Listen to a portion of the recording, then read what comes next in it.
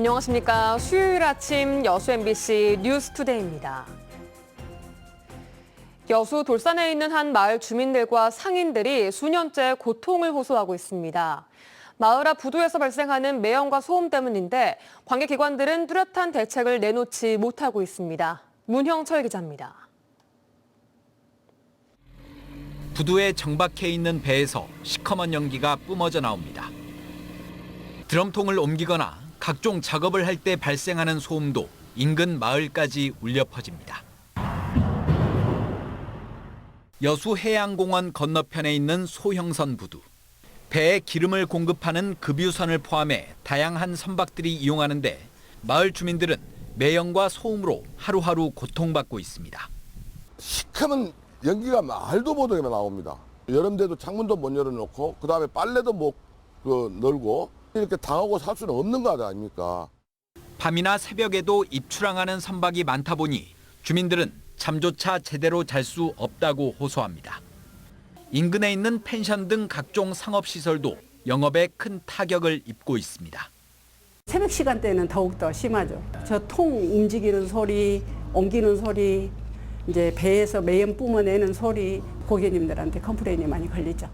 마을 바로 앞에 부두가 생긴 건 지난 2012년. 이곳을 이용하는 배들은 엑스포장 인근에 건설되는 신북항으로 옮겨갈 예정이었습니다. 하지만 2020년 준공을 목표로 추진되던 신북항 건설 사업이 지연된 탓에 선박 이전도 수년째 미뤄지고 있습니다.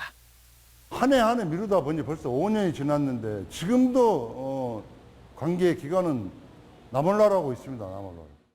부두를 소유하고 있는 여수해수청과 운영 주체인 여수광양항만공사는 뚜렷한 대책을 내놓지 못한 채 신북항 공사가 끝나기만을 기다리고 있습니다. 부두 안전성이나 좀 완성도를 높여야 된다 그래서 내년 25년 상반기까지 이제 다 준공이 될 계획이에요. 전반적으로 그 선박을 어떻게 배치할 건가 이제 그런 부분들을 아마 고민을 해서. 국민권익위원회에 민원을 제기한 마을 주민과 상인들은 해수청을 비롯한 관계기관들이 신속하게 대책을 내놓지 않을 경우 항의 집회 등 집단 행동에 들어가겠다고 밝혔습니다. MBC 뉴스 문형철입니다. 김영록 전남지사가 실질적인 지방 분권을 실현하기 위해 헌법 개정이 필요하다라고 강조했습니다. 김 지사는 어제 2024 시도지사 정책 컨퍼런스에서 우리나라는 현재 수도권 일극 체제와 인구 절벽 현상, 지방 소멸 위기가 국가 경쟁력 약화로 이어지고 있다라며 이같이 주장했습니다.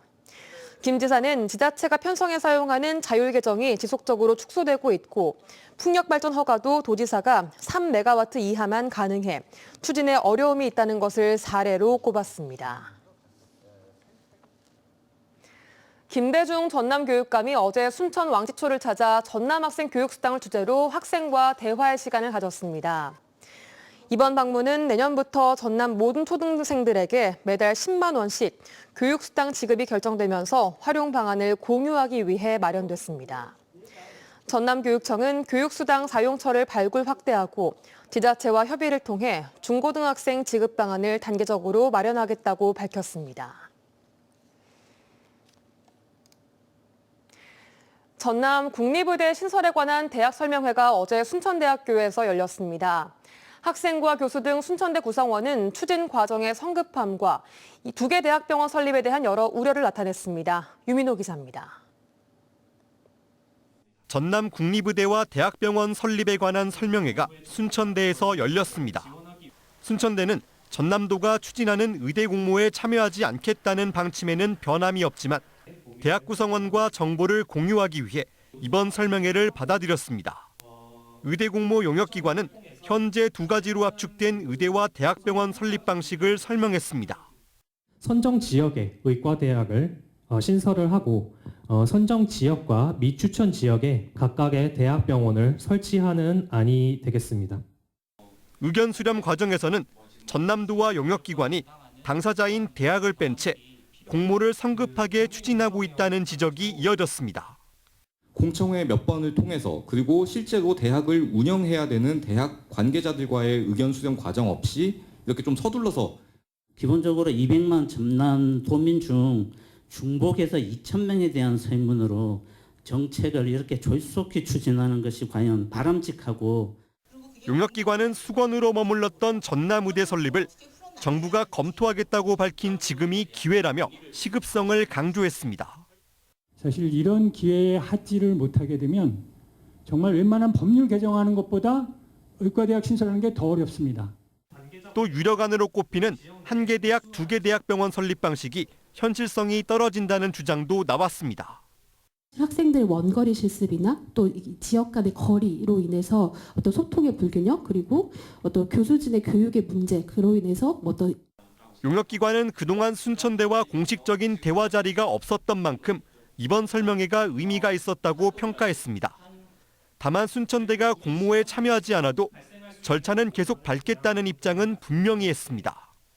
전라남도는 오는 12일 이번 설명회와 도민공청회, 여론조사 결과를 종합해 의대 설립 방식을 발표할 예정입니다. MBC 뉴스 유민호입니다. 전남대학교 병원이 이번 달부터 소아청소년과 응급진료 환자를 중증 환자 위주로 전환합니다. 이에 따라 전남대병원 응급실은 심정지와 장중첩증 등 중증도가 높은 소아응급 환자만 선별적으로 수용해 치료할 계획입니다. 병원 측은 전공의 이탈로 인해 기존 의료진들의 피로가 누적됐다며 경증 소아 환자들의 응급실 과밀화를 줄이기 위해 이 같은 결정을 내렸다고 밝혔습니다. 오는 12일부터 광양시가 광양서울대학교 남부연습림 관사 관리를 맡게 됩니다. 이에 따라 관사 유지, 보수나 활용 시 한국자산공사의 동의 절차가 생략되는 등 절차적 번거로움이 줄고 광양시가 관사를 주체적으로 활용할 수 있을 것으로 기대가 됩니다. 광양서울대학교 남부연습림 관사는 일제강점기 동경제국대학 남부연습림 내에 건립한 직원 관사로 건축 당시 주택의 공간 구성 형식을 엿볼 수 있어 역사 문화적 가치가 높은 곳입니다. 최근 여수에서 보이스피싱으로 4억 원대 현금을 편취한 수거책들이 검거됐습니다. 경찰 조사 결과 이들은 구속을 피하려고 꾀병을 부리거나 보이스피싱인 줄 몰랐다고 진술하는 등 교묘한 모습을 보였습니다. 최황지 기자입니다.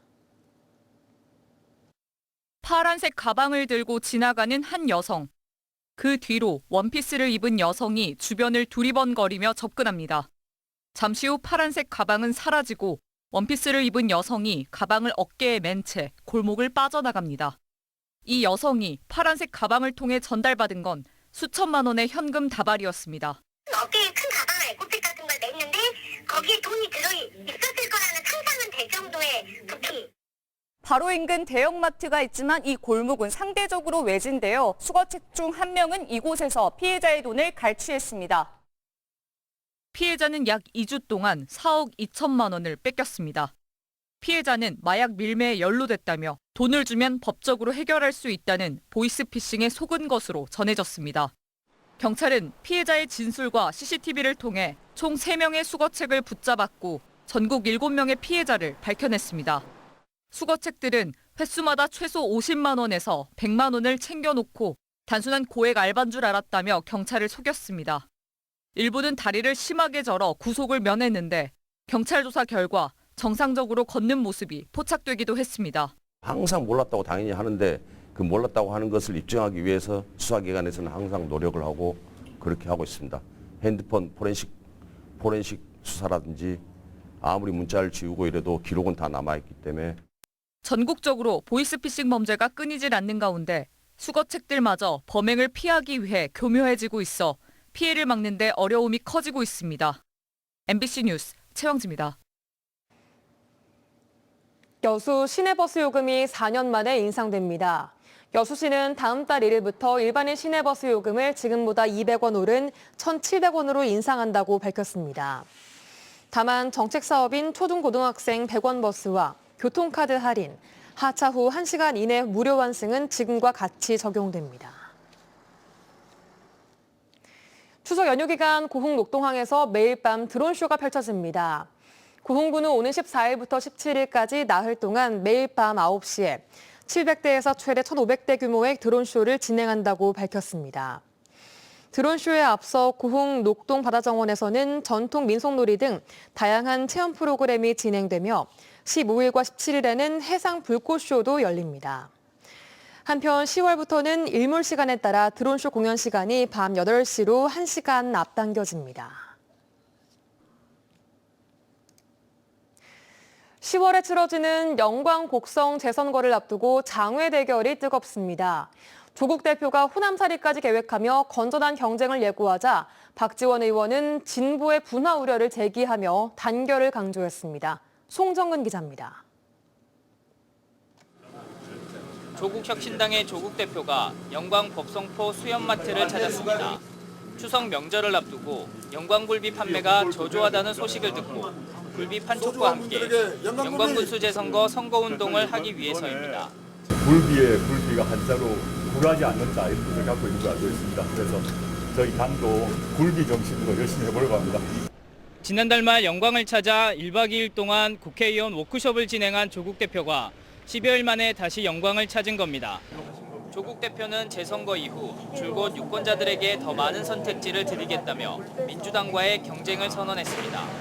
영광과 곡성에 방을 얻어 유권자들을 직접 만날 예정이며 실제로 방 계약까지 마무리 지었습니다. 그러면서 곡성 같은 경우 민주당의 귀책 사유로 재선거가 이루어지고 있는데 당규를 바꾸면서까지 후보를 내 안타깝다고 일침을 가하기도 했습니다. 진보 진영의 분열보다는 오히려 진보 진영의 시너지 효과가 더 커질 거라고 반문했습니다. 호남에서 민주당과 혁신당 후보가 경쟁하는 것이 분열인가? 전 아니라고 생각합니다. 오히려 저는 호남 유권자의 선택폭을 늘리고 민주당 영광군수 재선거 선거대책위원장을 맡고 있는 박지원 의원은 최근 진보의 분화를 우려하며 단결을 강조했습니다. 어차피 영광 곡성 재선거는 민주당이 승리할 텐데 여기서 경쟁하면 분화가 시작될 거라며 먼저 재선거에서 단결에 이기고 이후 지방선거와 대선을 차례로 범야권의 승리로 만든 뒤에 경쟁하자는 겁니다.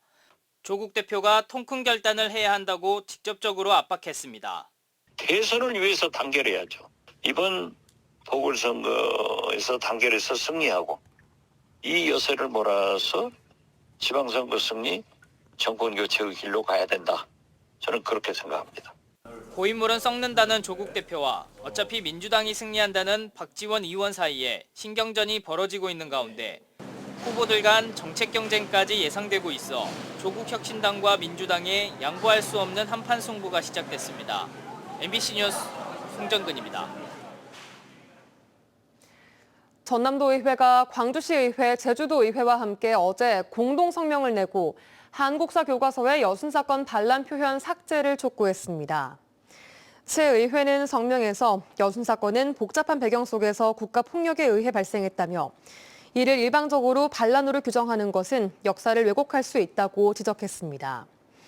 이어 교과서의 반란 등 표현을 즉각 삭제할 것을 촉구한다며 여순사건 희생자 명예를 훼손하는 역사 왜곡 시도에 단호히 맞설 것이라고 강조했습니다. 이번 성명 발표는 국가폭력의 아픔을 겪은 전남, 광주, 제주 세 지역이 함께하는 남북권 민주평화벨트 구축을 목적으로 추진됐습니다. 산지 쌀값이 17만 원대까지 떨어진 가운데 농민들의 반발이 거세지고 있습니다. 한국후계농업경영인 전남도연합회는 어제 전남도청 앞에서 결의대회를 열고 수확기 쌀값 안정을 위한 대책 마련을 정부에 촉구했습니다. 이들은 정부의 소극적인 대응으로 쌀값 하락을 막지 못해 농가는 생산비도 건지지 못할 상황에 처했다며 정부가 지난해 농업인들과 약속한 쌀값 20만 원을 보장하라고 강조했습니다. 이 자리에는 각 시군에서 400대가량의 농민 차량이 집결했으며 삭발식도 이어졌습니다.